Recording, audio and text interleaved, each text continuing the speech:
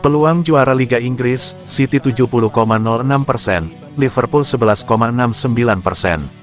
Manchester City diprediksi jadi favorit juara Liga Inggris 2023/2024. Meski persaingan masih ketat, Man City dipercaya bakal finish di urutan tertinggi.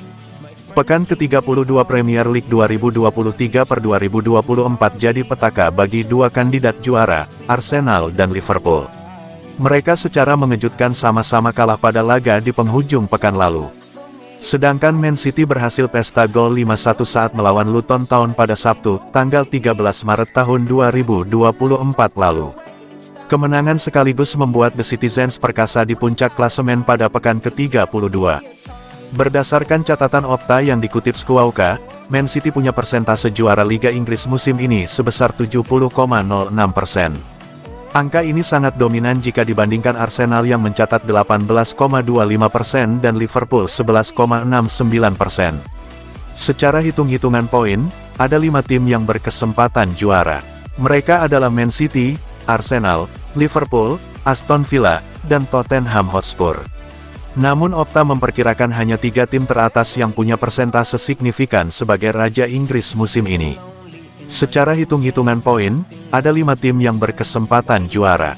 Mereka adalah Man City, Arsenal, Liverpool, Aston Villa, dan Tottenham Hotspur. Namun Opta memperkirakan hanya 3 tim teratas yang punya persentase signifikan sebagai Raja Inggris musim ini. Man City mengantongi 73 poin, Arsenal dan Liverpool 71 angka. Selisih angka yang terbilang tipis membuat ketiga tim teratas itu masih bisa juara hingga detik-detik terakhir. Persentase tertinggi milik The Citizens bukan tanpa alasan, sebab 6 sisa pertandingan terlihat lebih mudah di atas kertas. Sebab Erling Haaland dan kawan-kawan hanya tinggal 1 kali menghadapi tim Big Six atau 6 besar di klasemen yakni Tottenham pada pekan ke-37.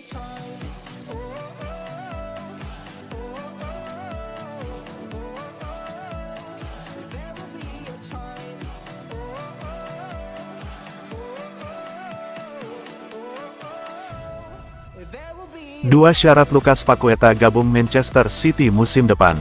Manchester City bersiap kembali mengejar Lucas Paqueta di bursa transfer musim panas mendatang. Pesona gelandang West Ham United asal Brasil itu belum pudar di mata The Citizens. Menurut laporan The Athletic, Paqueta sudah dipantau City sejak ia masih memperkuat Lyon pada tahun 2020 sampai tahun 2022 dan hampir jadi pindah musim lalu. Namun investigasi terkait dugaan pelanggaran judi yang melibatkan pemain 26 tahun tersebut membuat transfer ini urung terlaksana. Meski begitu, ketertarikan City terhadap Paqueta belum luntur. Bahkan situasinya kini lebih mudah. Jika di musim panas lalu mereka harus bernegosiasi soal harga, kini sudah ada klausul nilai pelepasan yang aktif. Per Juni mendatang, Paqueta bisa ditebus seharga 85 juta euro oleh tim manapun yang berminat. Si pemain juga masih berharap untuk hijrah ke Stadion Etihad, dan diyakini tak akan ada hambatan dalam negosiasi kontrak. Hanya saja, ada setidaknya 2 hal yang diperlukan untuk memuluskan transfer ini. Pertama, Paqueta perlu segera terbebas dari kasus investigasi judi. Sejauh ini, kasusnya masih berjalan di VAR meski timnas Brasil mengklaim dirinya kini tak tersangkut apapun. Kedua, harus ada pemain bintang yang pergi. Kevin De Bruyne dan Bernardo Silva menjadi 2 nama yang berpotensi hengkang di musim panas mendatang. De Bruyne diminati tim dari Saudi Pro League. Kontraknya di City juga akan habis tahun depan. Sedangkan Silva terus diisukan akan bergabung dengan Barcelona meski terikat sampai 2026. Pasalnya, di dalam kontraknya terdapat klausul pelepasan senilai 50 juta pound yang akan aktif per musim panas 2024. Paqueta dinilai memiliki kualitas yang mampu menjaga ketangguhan lini tengah City jika salah satu dari 2 nama itu pergi. Ia bisa bermain sebagai gelandang tengah maupun winger yang bergerak menusuk ke dalam. Ia diyakini juga bisa dilatih sebagai deep lying playmaker untuk membangun serangan dari belakang.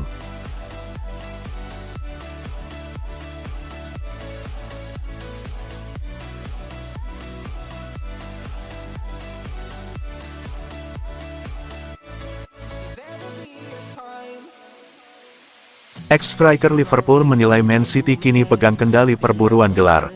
Mantan striker Liverpool dan Aston Villa, Emile Heskey yakin Man City kini di kursi pengemudi untuk meraih gelar Premier League. Menjelang akhir pekan, tim asuhan Pep Guardiola berada di urutan ketiga klasemen 1 poin di belakang Arsenal dan Liverpool. Namun setelah menang 5-1 atas Luton Town dan kekalahan mengejutkan dari Crystal Palace untuk The Reds serta Aston Villa untuk The Gunners, City kini unggul 2 poin.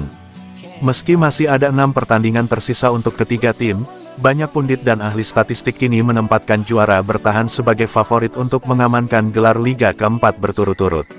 Inilah alasan mengapa kami menyukai Premier League bukan. Ada kemungkinan akan terjadi kekecewaan. Tidak ada yang memperkirakan hal itu akan terjadi, terutama hasil Liverpool v Palace. Villa di Arsenal sedikit berbeda, mereka sedang dalam performa yang sangat baik di bawah asuhan Unai Emery. Kami tahu berkat koneksinya dengan Arsenal, dia akan membuat timnya bangkit. Sangat sulit untuk melihat Man City memenangkan gelar. Menjelang akhir musim, Anda harus bersikap kejam karena Anda tahu Manchester City akan menjadi seperti itu. Ketika sampai pada akhir musim, mereka selalu melakukannya, selalu memberikan tekanan dan selalu berjuang. Mereka tidak kenal lelah, dan jika Anda tidak pantang menyerah, mereka akan membuat Anda tersingkir. Sekarang mereka berada di kursi pengemudi. Saya tidak bisa melihat mereka akan terjatuh.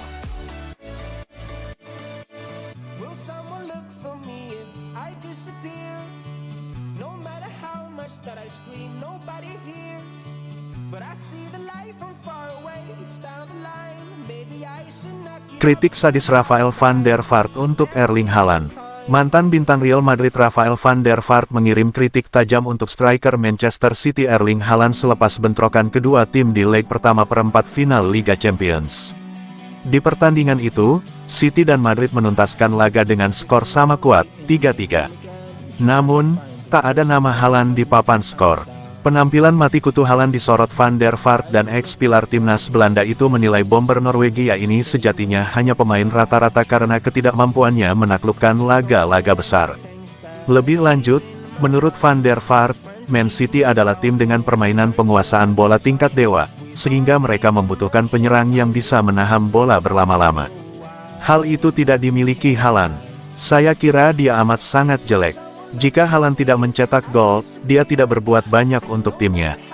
Tentu, dia pemain yang cepat dan bekerja keras, namun saat memegang bola dia adalah pemain rata-rata. Jadi, jika Anda sekarang dilabeli striker yang sangat bagus dan semua orang membicarakan tentang itu, maka Anda harus bermain lebih garang lagi. City perlu striker yang bisa menahan bola. Permainan seperti itu tidak berjalan dengan Haaland. Saya kira, rekan-rekan setimnya mengabaikan dia di titik tertentu. Dia hari ini benar-benar jadi pemain terburuk di lapangan.